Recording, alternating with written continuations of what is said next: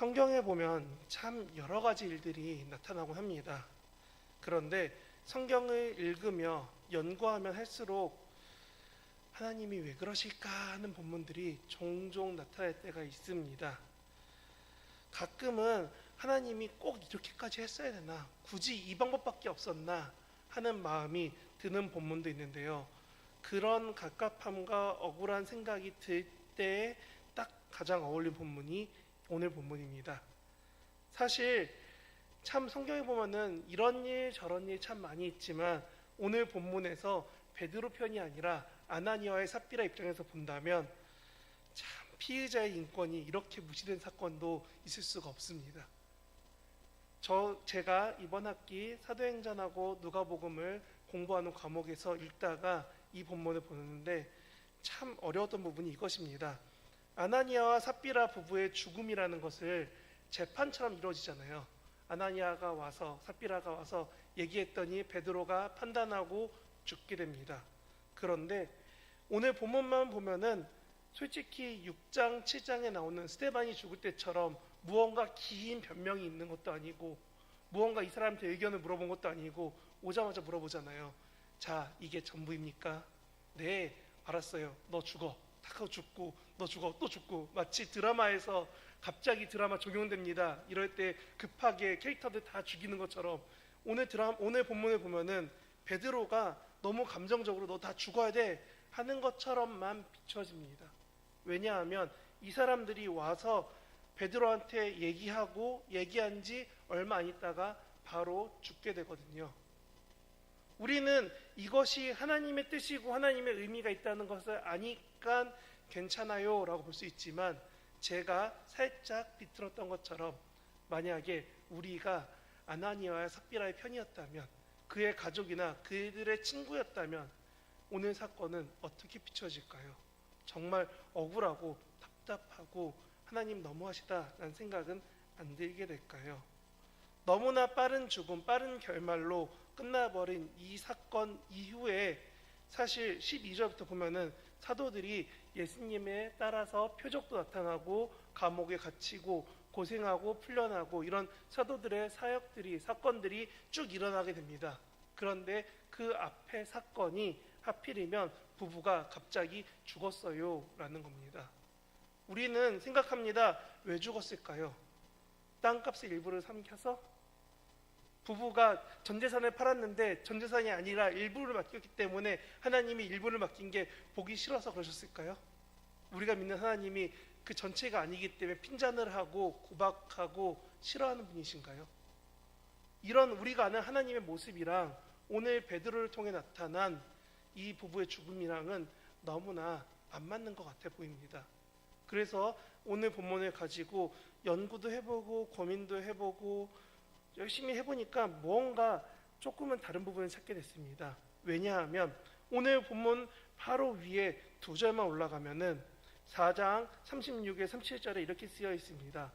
구브로에서 난 레위족 사람이 있으니 이름은 요셉이라 사도들이 일컬어 바나바라 하니, 근데 바나바는 이름이 뭐냐면 위로하는 사람입니다 라는 뜻입니다. 그가 밭이 있음에 팔아 그 값을 가지고 사도들의 발 앞에 두니라 라고 쓰여 있습니다. 오늘 본문이 아나니아 삽비라가 처음부터 재산을 팔려고 했던 게 아니라 그 앞에 누군가가 팔았습니다. 누구요? 바나바요. 그리고 사도행전에 지금 담임 목사님께서 열심히 사도행전 새벽기도 하고 계시지만 이 사역 가운데 바울과 함께 정말 많은 사역했던 사람 중 하나가 바나바입니다. 바울을 세워주고 바울과 다른 길 가면서까지도 교회와 사람들을 세워준 사람이 바나바입니다. 그런데 그 사람이 처음 나타나는 본문이 오늘 본문 바로 앞인 4장이라는 겁니다. 사실 이 사건의 중요한 점은 바나바가 교회에서 이렇게 한 다음부터 인정받기 시작했다는 겁니다. 교회가 왜 바나바를 인정할 수밖에 없었느냐, 바나바가 왜 점점 그런 중요한 사역하는 자리로 갈 수밖에 없었느냐 하기 전에 바나바가 교회에 온 상황을 한 번만 생각해 보면 좋을 것 같습니다. 사람들은 명절을 지키기 위해 예루살렘에 왔습니다. 그리고 예수라는 어떤 특별한 사람이 죽었다는 소식을 듣게 되고 그의 삶이, 그의 이야기들이 그의 상황들이 어느 순간 많은 사람들이 듣게 되고 알게 되면서 우리가 아는 사도행전 2장, 3장 때처럼 베드로가 설교할 때마다 몇백 명씩, 몇천 명씩 사람들이 늘어나는 많은 놀라운 사건들이 일어나게 됩니다. 그러면 그 많은 사람들이 개종을 하고 집에 돌아간 사람도 있지만 꽤 많은 사람들이 남아서 예루살렘에서 조금 더 예수님에 대해서 알기를 원하고 그렇게 하려고 교회에 남아있게 되다 보니 이 교회가 북적북적해지는 겁니다. 여러분, 예루살렘 교회가 원래부터 큰 교회가 아닙니다. 마가다락방에 보면은 많이 모여봤자 그렇게 많이 안 모였습니다. 사람들이. 그러니까 교회가 실제로 수용할 수 있는 인원보다 베드로 전도 때 몇천 명씩 전도했던 그 사람들 중에 10분의 1만 남아도 벌써 2배, 3배 혹은 몇 배 이상의 사람들이 예루살렘에 남아있게 됩니다. 그러니까 이 사람들이 남아있어서 말씀을 듣고 배우는 건 좋은데 이게 하루 이틀이지. 성령 감리절까지 남았던 사람들이 안 돌아가니까 점점 교회에 우리식으로 말하면 예산은 없어지고 챙겨줘야 될 사람은 점점 늘어나게 됩니다. 그러면 아무리 구제를 열심히 하고 아무리 사람을 챙겨줘도 차이가 발생되게 됩니다. 그래서 우리는 사도행전의 7장에 보면은 7집사 혹은 7사람이라고 하는 사람들을 세운 이유를 알 수 있게 됩니다. 교회에 구제 사역하는 게 너무 커져서 사도들이 말씀 읽고 기도하는 일을 할 수 없을 만큼 많아졌다는 거예요. 일이 많다는 거, 다시 말하면 일이 많기 때문에 돈도 많이 들어갈 수밖에 없는 상황이 되었습니다. 그런데 그럴 때에 방금 바나바가 자기 재산을 다 교회에 헌물했습니다. 그러고서 자기의 유익을 쫓으신 게 아니라 하나님의 말씀이 좋아서 내 모든 것을 내어놨습니다 라고 얘기했다는 거예요. 사람들은 놀라고 칭찬하고 인정할 수밖에 없게 됩니다. 왜냐하면 지금 사역하는데 너무 많은 일손과 많은 재정이 필요한데 그것을 바나바가 자기 유익이 아닌 하나님 위해 내어놨거든요. 그것을 본 아나니아 삽비라 마음 가운데 작은 마음이 들기 시작합니다. 우리도 이 재산을 팔면은 바나바처럼 인정받을 수 있어 라는 작은 유혹이 시작됩니다. 오늘 저는 아나니아와 삽비라 이야기하면서 가장 먼저 말씀드리고 싶었던, 가장 중요한 이야기는 예루살렘 교회에 많은 사람들이 있었지만 그들 가운데 생각보다 교회가 완성되지 않은 교회였다는 겁니다.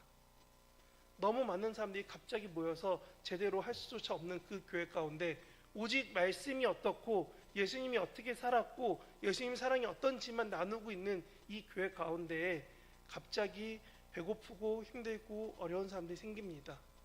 누군가는 예루살렘에 아는 친구나 지인이나 친척이 있어서 조금 더 챙김을 받을 수 있고 교회 안팎으로든 여러 가지 도움받을 수 있지만 누군가는 베드로가 전한 예수님 얘기가 너무 좋아서 자기 모든 걸 포기하고 여기 와 있습니다. 지금처럼 계좌이체가 되는 것도 아니고 등기후 등본이 있어서 집을 대신 팔아주는 것도 아니고 모든 걸 다 포기하고 그냥 여기 있는 거예요. 생업도 포기하고. 그런 사람들 앞에 교회는 챙겨줄 수밖에 없는데 그 마음 가운데 누군가의 작은 마음이 들어왔습니다. 일부를 감추서라도 하나님 앞에서, 교회 앞에서, 사람 앞에서 인정받고 싶어하는 두 부부가 생겨났다는 겁니다. 이 부부의 잘못을 보통 주석이나 여러 가지 책들을 보면은 여호수아서 7장을 이야기합니다. 여호수아 7장을 보면은 우리가 잘 아는 여리고 전투가 끝나고 하나님이 모든 것을 다 바쳐라 했는데 아간이라는 사람이 일부를 슬쩍 가져옵니다. 그리고 집에다 숨겨놨다가 다음번 아이성 전투할 때 이스라엘 백성이 많이 죽게 됩니다. 그래서 여호수아가 물어보니 누군가 너희 가운데 하나님의 것을 가져왔다, 숨겼다, 일부를 가지고 있다 해서 알아봤더니 아간이었고 아간이 들통나자마자 무릎 꿇고 울면서 고백합니다. 내가 잘못했어요 라고요. 그런데 아간 때문에 아간의 가족이 싹 죽습니다. 하나님의 것을 가져왔기 때문에요. 근데 오늘 본문의 내용을 보면서 많은 학자들은 그렇게 말합니다. 아마도 이 부부가 죽은 게 그렇게 하나님의 것을 숨겼기 때문에 죽은 게 아니냐라고요. 근데 저는 그 부분에 대해서 말씀드리고 싶은 겁니다. 일부를 숨겼다고 죽이기에는 너무나 급작스럽지 않았나요? 아간도 조사하는 시간이 걸렸고 다 여러 가지 시간이 있었는데 이 부부는 오자마자 말 한번 물어보고 바로 죽인 것 같잖아요. 그렇게 잘못한 부부의 사건이었을까요? 아니면 그 단어 하나만으로 모든 게 다 동일하다고 말해도 되는 걸까요?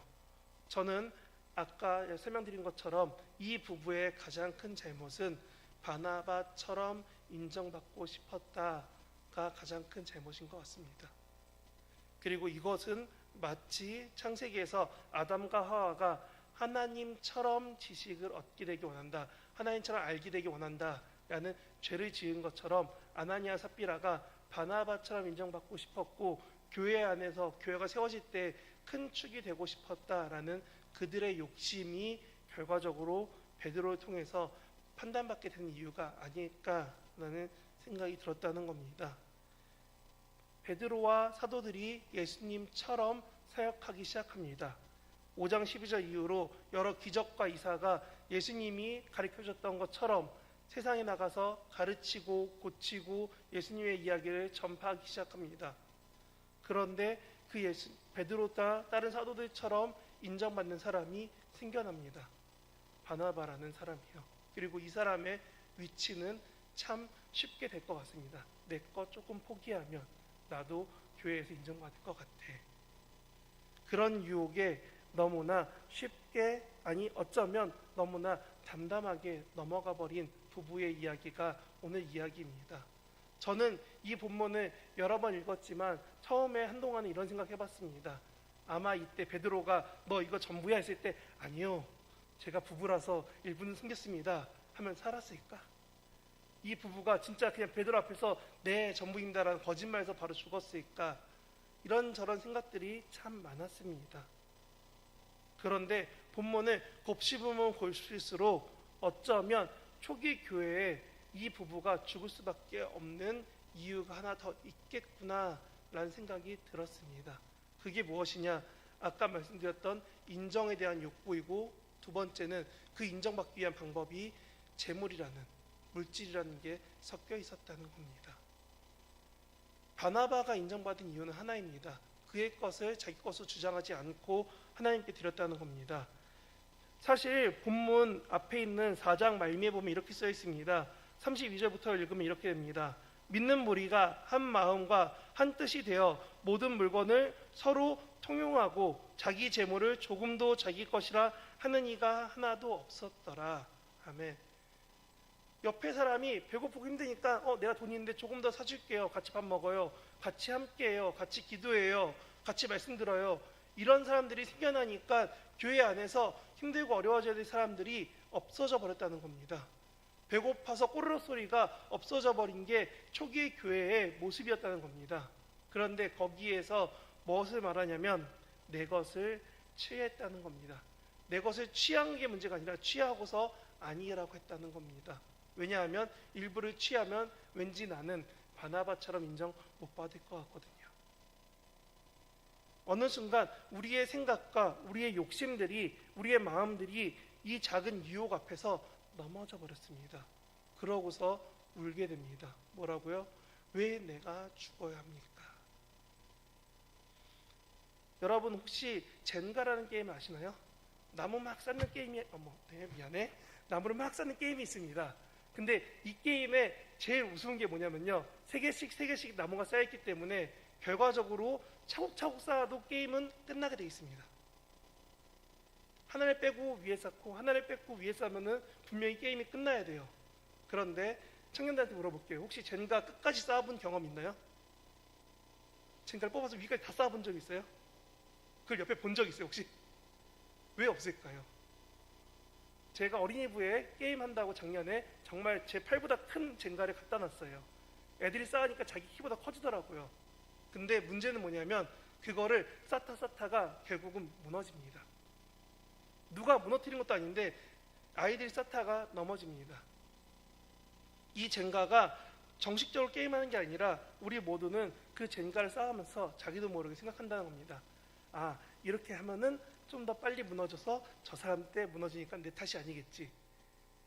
옛날에 저희가 모래무덩이에다가 나뭇가지 꽂아놓고 게임하듯이 내 차례만 아니면 돼 하는 마음으로 아이들이 젠가를 하니까 끝까지 쌓지 못하고 젠가 나무가 무너져 내립니다.